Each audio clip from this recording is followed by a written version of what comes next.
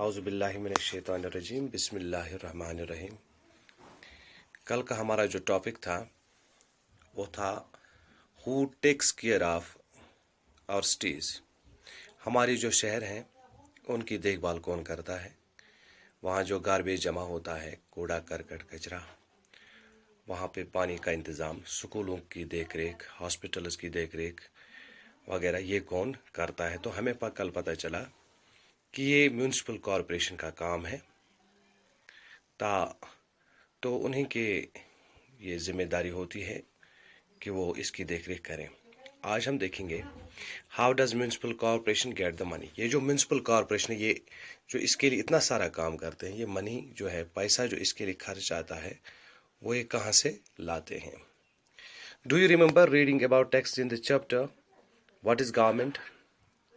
क्या आपने जो अपने पहले लेसन पढ़ा था व्हाट इज गवर्नमेंट, मैंने पढ़ाया था, ऑनलाइन पढ़ाया था, तो उसमें आपने क्या देखा था?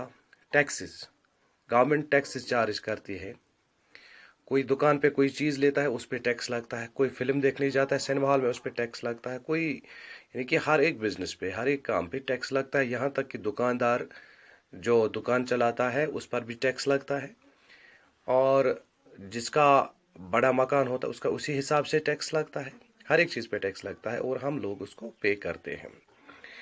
The municipal corporation gets money by collecting taxes. तो म्यूनिसिपल कॉरपोरेशन जो होती है ना, इसके पास जो पैसा आता है वो यही टैक्स कलेक्शन की वजह से आता है। पीपल हु ओन हाउसेज पे ए प्रॉपर्टी टैक्स। जिनके पास अपना मकान होता है उनको उसका टैक्स देना पड़ता है, क्योंकि उनकी प्रॉपर्टी होती है, उनका मीरास होता है, तो उस पर उनको गवर्नमेंट को टैक्स देना पड़ता है। The larger the house more the tax. तो जितना बड़ा मकान उतना ज़्यादा टैक्स। पीपल आल्सो पे taxes for water, education and other service. लोग इसके अलावा भी टैक्स देते हैं, पानी पर टैक्स देते हैं, एजुकेशन के लिए टैक्स देते हैं, और अदर सर्विसेज जो भी गवर्नमेंट प्रोवाइड करती है, हॉस्पिटल है वगैरह है। If you own A hotel और शॉप, अगर आपके पास एक होटल है या दुकान है, then you have to pay a tax for this as well. आपको इसके लिए भी टैक्स देना पड़ता है। The next time you go to see a film, look carefully at your ticket because you pay a tax for this too. अगर आप कभी फिल्म देखने जाएंगे सिनेमा में, यहाँ चूंकि सिनेमा नहीं चलते हैं तो आपको पता चलता, तो वहाँ पे भी आप देखोगे कि वहाँ पे भी हमें टैक्स देना पड़ता है। Can you think of other times when you पे टैक्स। क्या आप ऐसा कभी सोच सकते हैं कि जब आप टैक्स पेमेंट करेंगे, दुकानदार के पास जाइए, तब आपको पता चलेगा हमें इसमें से टैक्स कितना देना पड़ता है। यानी कि हर एक चीज़ पे जो होता है उस पर लिखा होता है, चाहे माचिस ही क्यों ना हो, उस पर लिखा होता है LTE extra, local taxes extra, या लिखा होता है इनक्लूसिव ऑफ ऑल टैक्सेस, यानी कि तमाम टैक्स भर के इस चीज़ की जो कीमत है। अगर आपने साबुन लाई, 10 रुपए का साबुन लाया, तो उस पर लिखा होता है इनक्लूसिव ऑफ ऑल टैक्सेस, यानी कि तमाम टैक्स भर के, यानी कि आपने भी अपने हिस्से का टैक्स भर दिया। आप नमक लाते हैं, चाय लाते हैं, जो भी चीज़ लाते हैं, तो उस पर लिखा होता है इनक्लूसिव ऑफ ऑल टैक्स, यानी कि तमाम टैक्स को पूरा करके, यानी कि इसमें भी टैक्स लगता है, वो हम उसी के साथ, उसकी कीमत के साथ पेमेंट करते हैं। A community protest. What if the elected councillors are not taking care of their areas properly?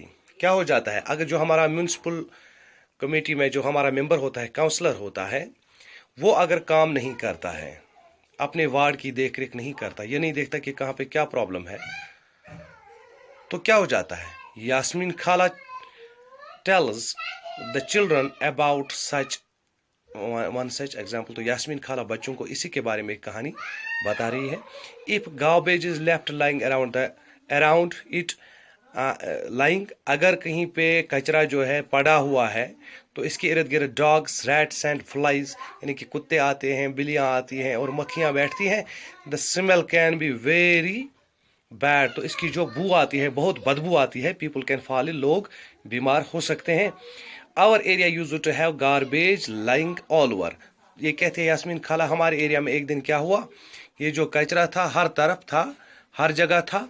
Children would not even play outside, तो बच्चे बाहर खेल भी नहीं सकते थे, क्योंकि because they were afraid they would get sick from the staying on the streets too long, क्योंकि उन्हें डर लगता था, क्योंकि अगर हम बाहर निकले, अगर हम ज़्यादा देर तक बाहर रहे, खेलने निकले, तो हो सकता है हम बीमार हो जाएं। Who do you think the people of this मोहल्ला should speak to? तो इस मोहल्ले के लोगों को क्या चाहिए अगर इनको लगता है कि यहाँ पे कूड़ा कचरा कचरा जमा हो गया है और हालात और ये खराब हो रहा है, पूरा मोहल्ला खराब हो रहा है, तो इन्हें क्या करना चाहिए? Some women come to meet Yasmin खाला। तो इसमें क्या हुआ, जब ऐसा मसला इनके घर में हुआ तो कुछ औरतें आई और यास्मीन खाला से मिली।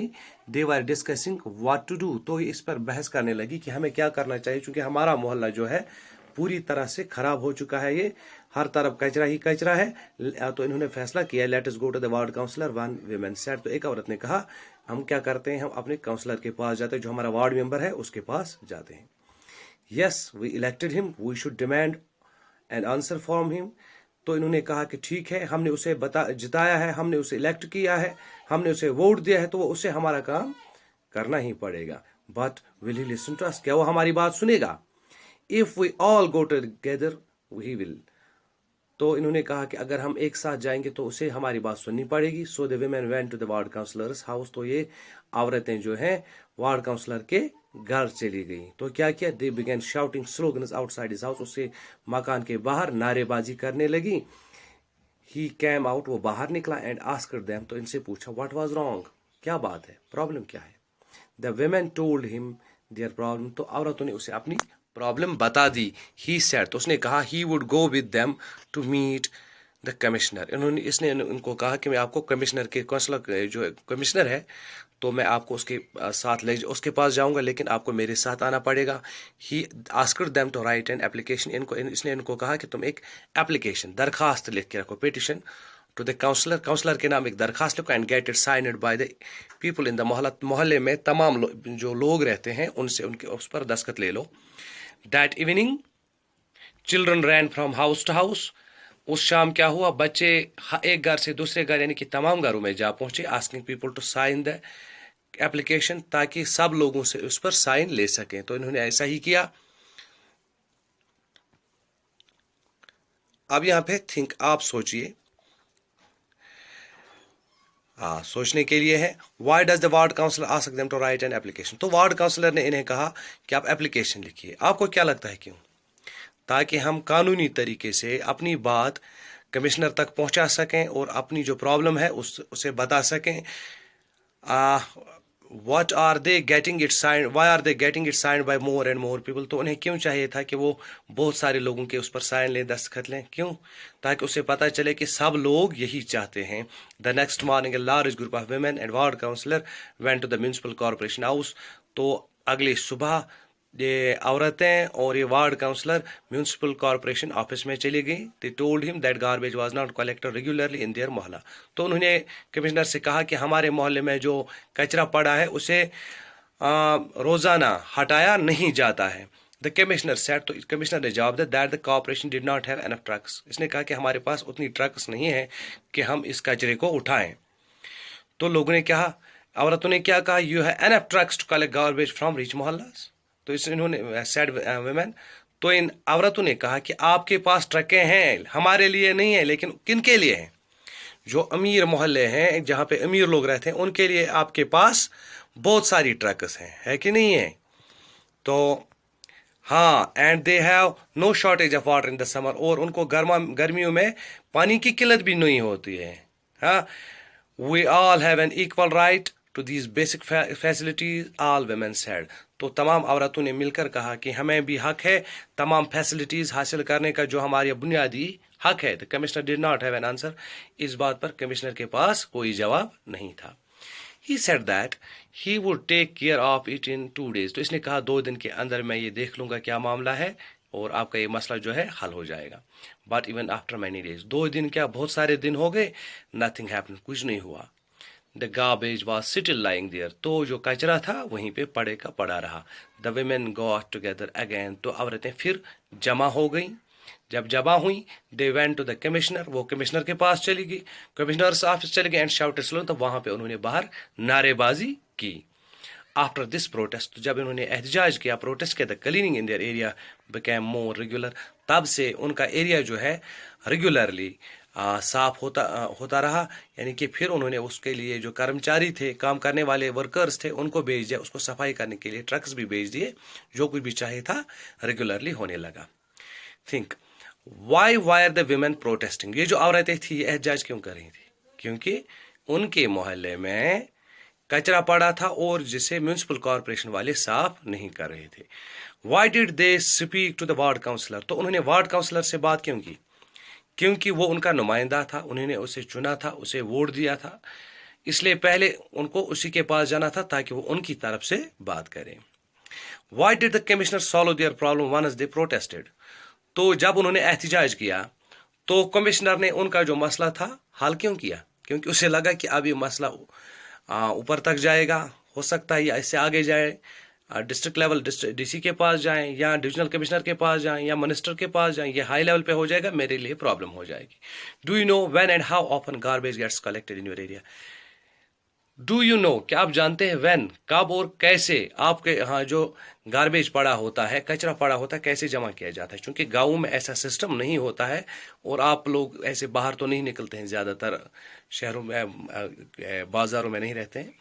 तो मैं आपको बता दूं, वहाँ पे होता है एक जगह बड़ा डस्टबिन लगा होता है, हर मोहल्ले में, हर एरिया में, हर कोचे में, हर स्ट्रीट में, तो लोग वहाँ पे डालते हैं, फिर आते हैं, फिर म्यूनसिपल वाले आते हैं वहाँ पे उसको निकाल लेते हैं और ट्रकों में ले जाकर उसको डिस्पोज कर देते हैं। Do you think it is the same for all areas of the city? क्या आपको लगता है ये हर सिटी के हर तरफ के लिए है? यस, वाई नॉट, क्यों नहीं है? अगर नहीं है, हर तरफ के लिए नहीं है, तो क्यों नहीं है? ये आगे बात करेंगे। Many people work for municipal corporation, बहुत सारे लोग कॉर्पोरेशन के, ये जो म्यूनसिपल कॉर्पोरेशन है इसके लिए काम करते हैं। They keep the city clean, वो शहर को साफ रखते हैं। Think how do they do this, वो इसको कैसे साफ करते हैं? But the areas where they live are very dirty, चूंकि यहाँ जहाँ जिन एरियाज में वो रहते हैं वो गंदे होते हैं। दे do not have proper water, वहाँ पे पानी भी नहीं होता है सही तरीके से, नहीं, और क्लीनिंग फैसिलिटीज और सफाई के इंतजाम भी नहीं होते हैं। सम पीपल से, कुछ लोग कहते हैं that they do not pay taxes, वो कहते हैं कि हम टैक्स नहीं देते हैं। So they do not have a right to these facilities, इसलिए उन्हें इन चीज़ों का हक नहीं है। But the municipal corporation spends a lot on areas, लेकिन म्यूनसिपल कॉर्पोरेशन जो है वो बहुत सारा पैसा खर्च करते हैं किन एरियाज के लिए? वायर रिच पीपल लिव, जहाँ पे अमीर लोग रहते हैं। Even though only 25 to 30% of the corporation money comes from property taxes paid by rich people, हालांकि 25 से 30% जो टैक्स आता है बस टोटल में 25 से 30% वो अमीर लोगों से आता है, बाकी आता है गरीब लोगों से 70%। ठीक है, वो कैसे? हम जो भी चीज़ खरीदते हैं, गरीब लोग जो भी चीज़ खरीदते हैं उस पर गवर्नमेंट का पहले टैक्स होता है, फिर हम चीज़ खरीदते हैं, इसलिए हमारा इन पर हक होता है। Discuss why should the corporation spend more money और पुअरर मोहल्लास, तो कॉर्पोरेशन क्यों, जो गरीब मोहल्ले होते हैं उन पर ज़्यादा पैसा क्यों खर्च करते हैं? ताकि उन मोहल्लों को भी अपग्रेड किया जा सके, उन्हें हर एक फैसिलिटी जो है वो मैसर की जा सके। Why is it important that the poor people get the same facilities as the rich, तो ये ज़रूरी क्यों है कि जिस तरह की फैसिलिटीज़ अमीर लोग लेते हैं तो ऐसी ही फैसिलिटीज़ गरीब अमीरों को भी देनी चाहिए। क्यों? ताकि ये जो है बराबरी का जो हक है हर एक को मिले, और ये जो फैसिलिटीज़ हैं ये एक ही का हक नहीं, बर्थ राइट है, सबों का हक है, क्योंकि सभी टैक्स पे करते हैं और सभी इसी मुल्क के शहरी हैं, सिटीजन्स हैं, तो इनका ही हक बनता है। दूसरा ये कि ये जो बीमारियां हैं इसी कचरे से उठती हैं, इन्हीं फैसिलिटीज़ ना होने की वजह से उठती हैं, तो इसको बचाया जा सकता है। तो यहाँ पे है बात प्राइवेट कॉन्ट्रैक्टर्स की, जो प्राइवेट ठेकेदार होते हैं। Many municipal commissioners hire private contractors to collect garbage, तो कुछ म्यूनसिपल कॉर्पोरेशन ऐसे करते हैं जिनके पास ज़्यादा ट्रकें नहीं होती हैं, वो प्राइवेट ट्रक ओनर्स से कॉन्ट्रैक्ट पर उनको लेते हैं। The workers employed by private contractors are paid less, जो वो प्राइवेट कॉन्ट्रैक्टर होता है, ठेकेदार होते हैं, वो ये गार्बेज उठाने का काम लेते हैं या कोई और काम लेते हैं, तो वो अपने वर्कर्स जो उनके काम करने वाले होते हैं वो उन्हें कम पैसा देते हैं। So the corporation saves money. तो इस तरह से कॉरपोरेशन जो होता है बहुत सारे पैसे बचाते हैं। Collecting garbage is a dangerous job. चूंकि ये जो कचरा जमा करने का काम होता है ये बड़ा खतरनाक काम होता है। पीपल हु डू इट, जो लोग ये काम करते हैं, शुड हैव प्रॉपर टूल्स। तो उनके पास तमाम सामान जो है मुहैया होना चाहिए। लाइक ग्लोव्स, हैंड ग्लोव्स होना चाहिए। फेस मास्क, मास्क आप आज आपको याद ही होगा मास्क किसे कहते हैं, जो हम अपने चेहरे पर लगाते हैं आज कोरोना वायरस की वजह से। ठीक है, वो भी जरूरी है आज के हालात में, बहुत ही ज्यादा जरूरी है। और इन ये जो सफाई कर्मचारी होते हैं इनके लिए इससे भी ज्यादा जरूरी है। ये रही मास्क। ठीक है, आप देख सकते हैं, लगा के दिखाऊं? ठीक है, हाँ ये देखिए, ये रहा मास्क। ठीक है, एंड आई ग्लासेस, और उनके पास होने चाहिए आई ग्लासेस। ठीक है, टू प्रोटेक्ट देम, ताकि वो उससे बच सकें। जो यहाँ पे इन्फेक्शन होने का खतरा हो, बीमारियां लगने का खतरा हो, उससे बच सकें। People working for private contractors, जो लोग इन प्राइवेट ठेकेदारों के लिए काम करते हैं, डू नॉट हैव दीज, उनके पास ये चीज़ें नहीं होती हैं। ना मास्क होती है, ना ग्लोव्स होता है, ना आई ग्लासेस होते हैं। इफ दे आर इंजर्ड, अगर वो जख्मी हो जाते हैं वाइल वर्किंग, काम के दौरान, द गवर्नमेंट और the private company does not take care of them, तो गवर्नमेंट, ना ही गवर्नमेंट और ना ही प्राइवेट कंपनी वाले कॉन्ट्रैक्टर उनका ख्याल रखते हैं। They can lose their job any time, और वो ये जो उनका जॉब होता है परमानेंट हो नहीं होता है, वो कभी भी इसको खो सकते हैं। आज के लिए इतना ही, बाकी रही इस ये जो चैप्टर था who takes care of our cities, खत्म हो गया। तो इसके जो असाइनमेंट्स हैं, क्वेश्चंस हैं, वो मैं आपको इंशाल्लाह ताला PDF बना के भेज दूंगा। तो बाकी मेरी तरफ से एक दिन पहले ही ईद मुबारक। घर में रहिए, सलामत रहिए, खुदा हाफिज।